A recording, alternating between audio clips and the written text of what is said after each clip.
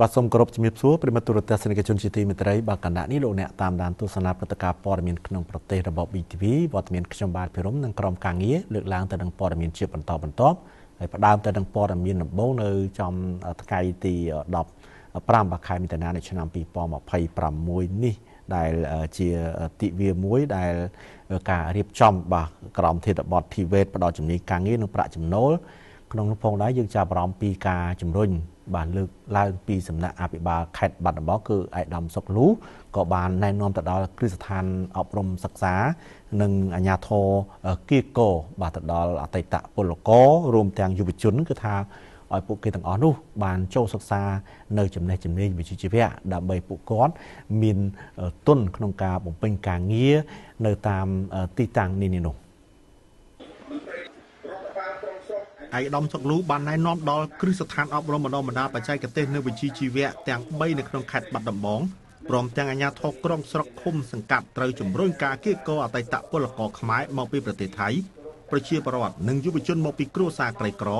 និងគ្រួសារងាយរងហានិភ័យឲ្យចូលរៀនជំនាញបច្ចេកទេសវិជ្ជាជីវៈដើម្បីមានជំនាញមួយច្បាស់លាស់ប្រចាំជីវិតងាយស្រួលរកការងារធ្វើនិងមានប្រាក់ចំណូលសមរម្យអតីតសិក្ខាកាមដែលជោគជ័យក្នុងកម្មវិធី1.5 លាននាក់បានលើកឡើងថា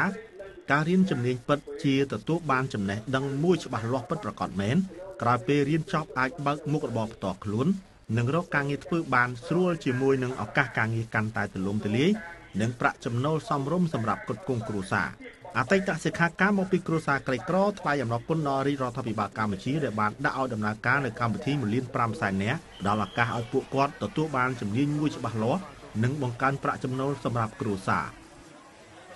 ខ្ញុំជាអតីតសិស្សនៅវិទ្យាសាស្ត្របហុបច្ចេកទេសចូលសែនបាត់ដំបងហើយខ្ញុំឈ្មោះតំវិនាជាមកពីគ្រួសារក្រីក្រ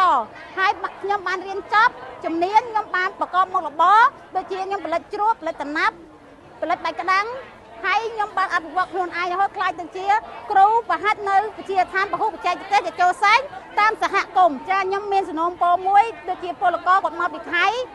សូមឲ្យគាត់ចូលមករៀនជំនាញនៅខាងជំនាញខាងវិទ្យាស្ថានពហុបច្ចេកទេសចូលសែងពេលគាត់បានរៀនចប់ក៏គាត់បានមានជំនាញមួយជាប់ខ្លួនគាត់អាចបានទៅធ្វើការតាមសហគមន៍ផ្សេងៗបានដែររៀនជំនាញនេះបានទទួលចំណេះដឹងពិតប្រាកដពិតមែនហើយបានចំណូលហើយយើងបានជំនាញជាប់ខ្លួនយើងអាចប្រហាត់ត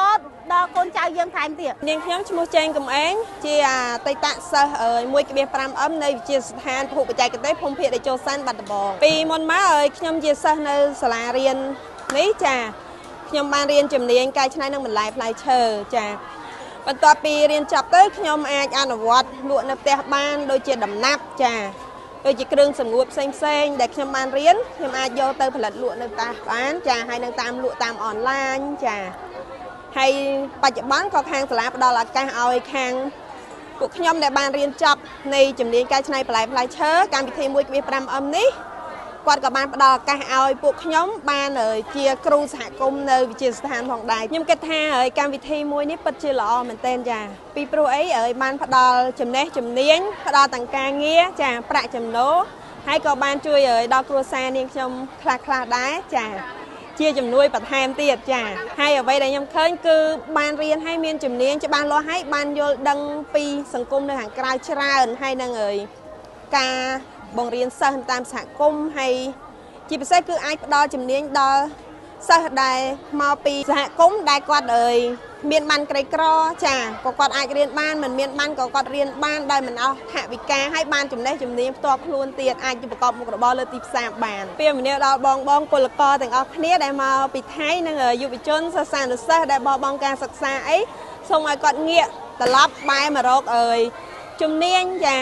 ជំនាញការងារមានជាច្រើនមែនទែននៅខាងសាលាពហុបច្ចេកទេសភូមិភាគតេជោសានបាត់ដំបងយើងចាអញ្ចឹងឲ្យគាត់រៀនជំនាញមាន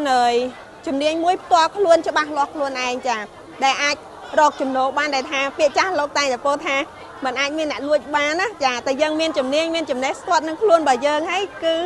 យើងអាចរកប្រាក់ចំណូលបានអរគុណដល់រដ្ឋាភិបាលដែលបង្កើតកម្មវិធី 1.5M ឡើងចាដើម្បីឲ្យ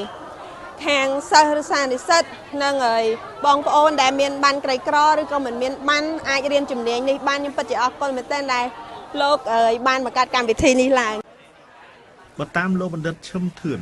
នាយកវិទ្យាស្ថានពហុបច្ចេកទេសភូមិភាគតេជោសែនបាត់ដំបងបានឲ្យដឹងថា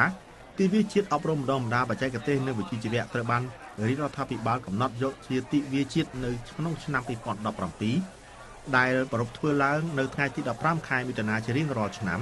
ក្នុងគោលបំណងលើកកម្ពស់គុណភាពគុណតម្លៃនិងកិត្តិនាមនៃការអប់រំបណ្ដុះបណ្ដាលបច្ចេកទេសនិងវិជ្ជាជីវៈតាមរយៈការផ្សព្វផ្សាយជំរុញលើកទឹកចិត្តទៅដល់សិស្សានុសិស្សនិស្សិតយុវជនមាតាបិតាអាណាព្យាបាលកម្មករនយោជិតនយោជកនិងផ្នែកឯកជនព្រមទាំងសាធារណជនទូទៅឲ្យបានយល់ដឹងកាន់តែច្បាស់និងទូលំទូលាយអំពីសារៈសំខាន់នៃការអប់រំបណ្ដុះបណ្ដាលបច្ចេកទេសនិងវិជ្ជាជីវៈព្រមទាំងចូលរួមយ៉ាងសកម្មក្នុងការអភិវឌ្ឍកម្លាំងពលកម្មជំនាញប្រកបដោយគុណភាពដើម្បីឆ្លើយតបទៅនឹងតម្រូវការទីផ្សារការងារទាំងក្នុងនិងក្រៅប្រទេសការប្រពៃទិវាជាតិលើកទី9នៅថ្ងៃនេះនឹងជួយជំរុញបន្ថែមឲ្យកម្មវិធី1.5 លាននាក់ទទួលបានការចុះឈ្មោះចូលរៀនពីសំណាក់យុវជនសិស្សនិស្សិតបុគ្គលនៃសេដ្ឋកិច្ចក្រៅប្រព័ន្ធនិងបងប្អូនកម្មករនយោជិតដើម្បីទទួលបានជំនាញមួយពិតប្រាកដដែលអាចយកទៅបង្កើតមុខរបរផ្ទាល់ខ្លួនឬចូលបម្រើការងារទៅតាមក្រុមហ៊ុនរោងចក្រសហគ្រាសនានាដែលធ្វើឲ្យពួកគាត់មានជីវភាពល្អប្រសើរឡើងដោយរក្សាបាននូវស្ថិរភាពការងារកំណើនផលិតភាពប្រាក់ចំណូលសមរម្យលក្ខខណ្ឌការងារល្អប្រសើរនិងចាក់ផុតពីបន្ទាត់នៃភាពក្រីក្រក្រៅពីបញ្ចប់វគ្គបណ្ដុះបណ្ដាលដើម្បីធានាបានថាសិស្សមានការងារធ្វើគ្រឹះស្ថានធីវេតទាំង3បានរៀបចំយន្តការផ្ដល់នូវសេវាគាំទ្រក្នុងការស្វែងរកការងារដល់សិស្សដែលបញ្ចប់វគ្គតាមមជ្ឈមណ្ឌលការងារខេត្តបាត់ដំបងនិងបានទំនាក់ទំនងជាមួយនឹងវិស័យឯកជនដើម្បីពង្រឹងលទ្ធភាពក្នុងការផ្ដល់ឱកាសការងារដល់សិស្សបន្ទាប់ពីរៀនចប់